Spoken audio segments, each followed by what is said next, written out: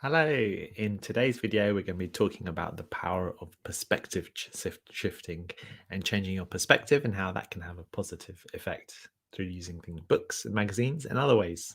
Be back in 30 seconds.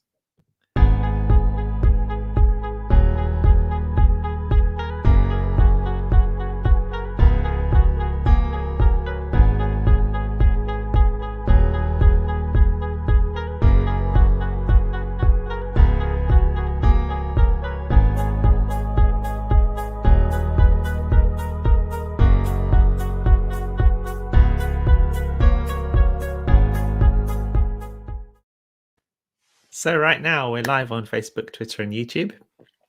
Every day we're going through a different way to well-being in November, following Action for Happiness's calendar, which is called New Ways in November, trying new things, starting new things because of it's a great opportunity to grow, to change, to develop, and it's good for our happiness and well-being, according to research.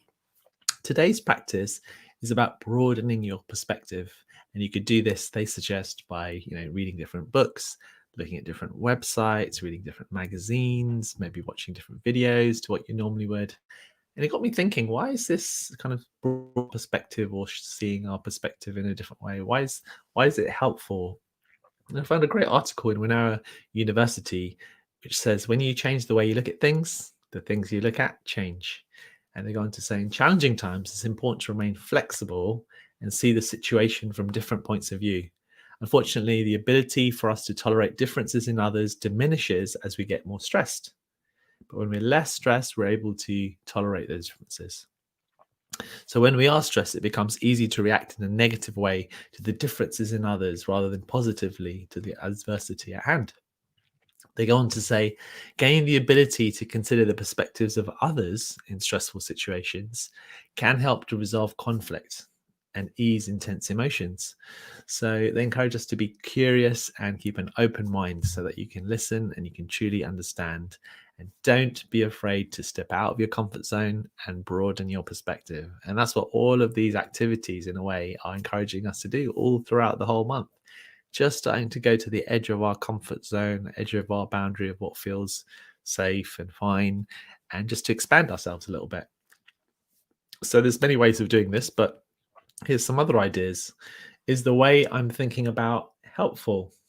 Will it bring about positive change? So these are kind of questions you can ask yourself. What are some other points of view? How might somebody else think or feel about this situation? What would happen if I looked at this from a much bigger perspective? What about in a much smaller perspective? Does that change something? What evidence do I have that what I'm thinking is actually true? And then this is when it really takes it to the next level. What evidence is there against my thinking? I think that's a good way of seeing things as well. Is my thinking a fact, or is it just an opinion, a want or a need? I know there's a spiritual teacher called Byron Katie, and she's based it on 4 questions we can ask ourselves. And the first question: is it true? Whatever your thought is, like that person is really rude. Is it true? You may say, yeah. Can you be absolutely sure that it's true? Is the next question she asks.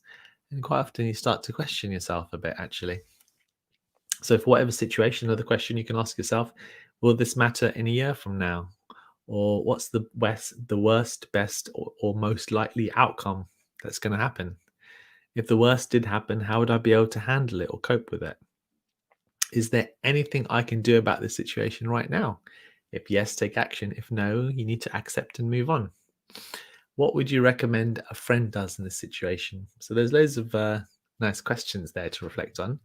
And then the invitation today in today's practice is just to check out some different websites, check out some different magazines.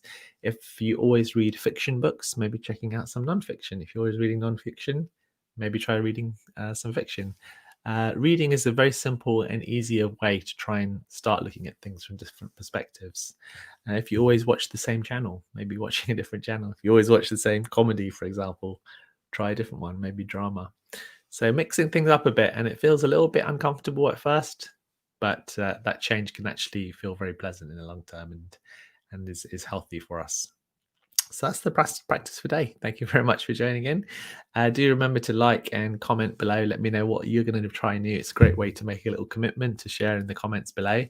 And if you're looking on YouTube, then remember to subscribe so then you can get these videos coming up every morning. Great. Have a wonderful day.